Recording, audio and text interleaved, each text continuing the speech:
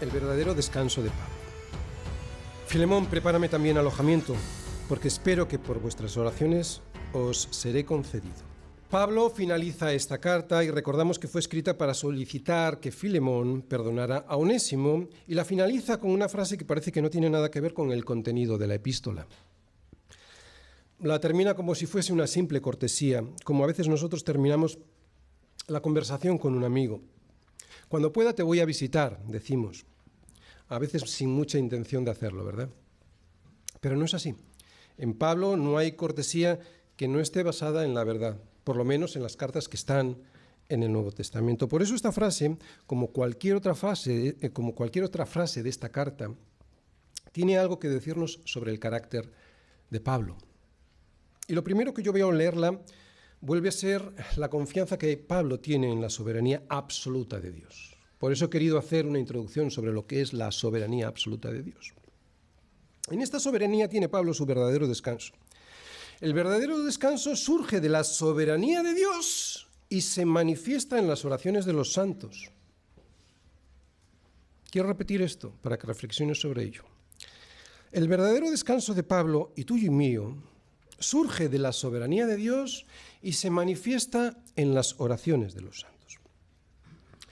Cuando alguien ora, si la oración es correcta, no manifiesta afán por conseguir lo que pide. Lo que le muestra al Señor es su anhelo de recibir aquello que pide, sí, pero siempre sujeto a la voluntad soberana de Dios, a que la voluntad soberana de Dios se cumpla. O sea, que siempre confía que Dios tiene el poder y la voluntad de que las cosas se hagan según ese poder y voluntad. No manipulamos a Dios con las oraciones, ni podemos, y aunque pudiésemos, Él no lo consentiría. La oración tiene poder porque Dios, en su soberanía, quiere que tenga poder.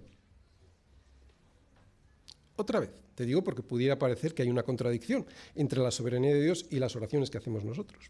Otra vez, la oración tiene poder porque Dios, en su soberanía, quiere que tenga poder. La oración salida de nuestros labios tiene poder no porque nosotros tengamos algún poder, sino porque es Dios quien quiere que lo tengamos. Él es el centro y el origen de todo, jamás nosotros. Por eso las oraciones deben ser hechas bajo la voluntad de Dios y para eso tenemos la ayuda del Espíritu Santo. Y yo no tengo ninguna duda de que esta petición de Pablo por oración para salir de la cárcel la hizo él bajo el poder del Espíritu Santo. Luego lo explico. Tenemos que tener mucho cuidado con manipular a Dios con nuestro egoísmo porque Dios no lo permitirá jamás.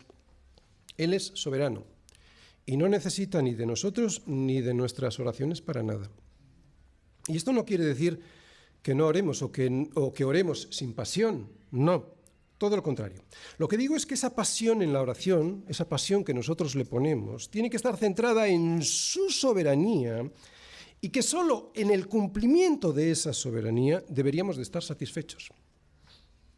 Otra vez, la pasión con la que oramos debiera estar enfocada en que la soberanía de Dios se cumpla en nuestras vidas, no tanto conseguir lo que pedimos. ¿Entendéis? Y esto no quiere decir, como digo, que no oremos sin pasión.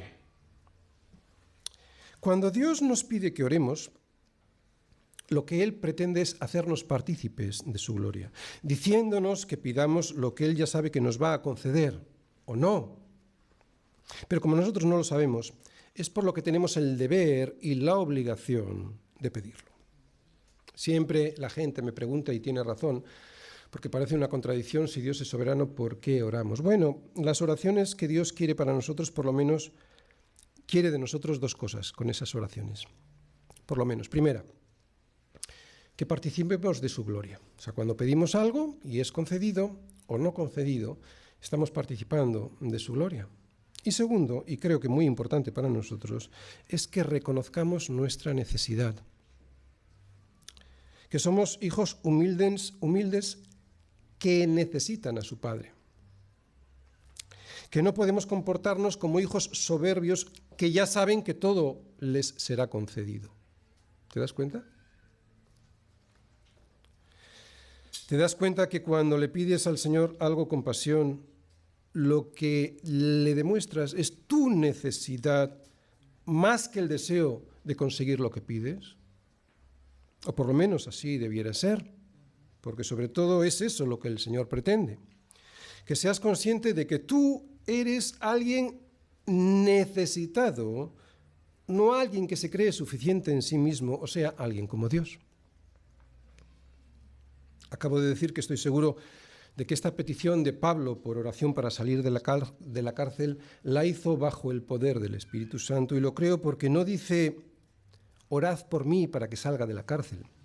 Lo que él les pide es, hacedlo porque espero que por vuestras oraciones os seré concedido. Os seré concedido.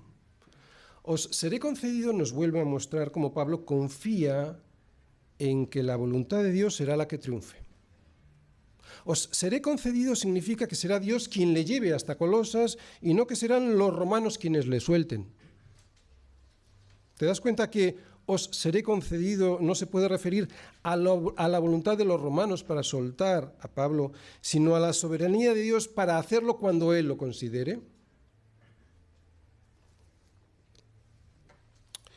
Ningún cristiano bien fundado en la palabra de Dios desea nada que Dios no desee, por muchas ganas que tenga de recibirlo. Otra vez, ningún cristiano bien fundado en la palabra de Dios desea nada que Dios no desee, por muchas ganas que tenga de recibirlo. Todo cristiano que haya edificado su vida sobre la roca que es Cristo y que no esté conformado a este siglo, sino transformado por medio de la renovación de su entendimiento, tarde o temprano comprueba que la voluntad de Dios es siempre buena, agradable y perfecta, por muy dura que le resulte al principio. Así que lo primero que yo veo en este versículo es cómo Pablo vuelve a confiar en la soberanía absoluta de Dios, incluso cuando pide oración a pesar de estar en la cárcel. Pablo se rinde a esa soberanía y se somete a ella. Pablo me transmite paz con estas palabras porque no hay atributo que más me conforte que la soberanía absoluta de Dios. Descansa, Filemón, descansa en la soberanía absoluta de Dios. Pase por las circunstancias que pase, esté sometido a las pruebas que esté sometido, Dios está sobre su trono y gobierna con poder. Y esa soberanía que dirige las pruebas, otra vez, y esa soberanía que dirige las pruebas me santifica para hacerme más como Cristo y llevarme más cerca de Él. Muchos cristianos sufren por esta soberanía de Dios. Saben que si Dios es soberano, absolutamente soberano, muchas de las cosas que desean no las tendrán. Entiendo su miedo, pero es triste que piensen eso, porque las pruebas nos santifican y sin esa santidad nadie verá a Dios. Sabiendo esto y entendiendo que sufrir como estaba sufriendo Pablo en la cárcel no le gusta a nadie, no hay doctrina que debiéramos desear más que la soberanía de Dios. Saber que mi Señor ya tiene todo preparado, desde antes de la fundación del mundo para recibirme como su hijo, eso me da mucho descanso. Y eso no significa que yo no sea responsable. Es curioso que esta doctrina es la que más irrita al incrédulo. Para el que no cree en Dios, saber que Dios es soberano y que hará su santa voluntad, haga lo que haga esa persona, diga lo que diga o maquine lo que maquine, eso es algo que no soporta. Si tú le dices a alguien que no cree en Dios que Dios es bueno, aunque no entienda la bondad de Dios, la aceptará. Si tú le dices a alguien que no cree en Dios que Dios es justo, aunque no entienda la justicia de Dios, la aceptará. Si tú le dices a alguien que no cree en Dios que Dios es santo, aunque no entienda la santidad de Dios, la aceptará. Te digo porque todos estos conceptos los entiende como él mismo, no los entiende, por eso lo acepta. Si tú le dices a alguien que no cree en Dios, que Dios tiene poder, aunque no entienda el poder de Dios, lo aceptará. Si tú le dices a alguien que no cree en Dios, que Dios es fiel, aunque no entienda en qué consiste esa fidelidad de Dios, la aceptará. Si tú le dices a alguien que no cree en Dios que Dios es paciente, aunque no entienda por qué Dios es paciente y esa paciencia de Dios, la aceptará. Pero dile tú que Dios es soberano y que esa soberanía hará caer sobre él la ira del juicio. Entonces la cara se le pone verde porque no soporta ni su soberanía ni su juicio. Cuando Dios se sienta en su trono, gobierna sobre lo que Él ya ha decidido desde antes de la fundación del mundo. Él no cambia.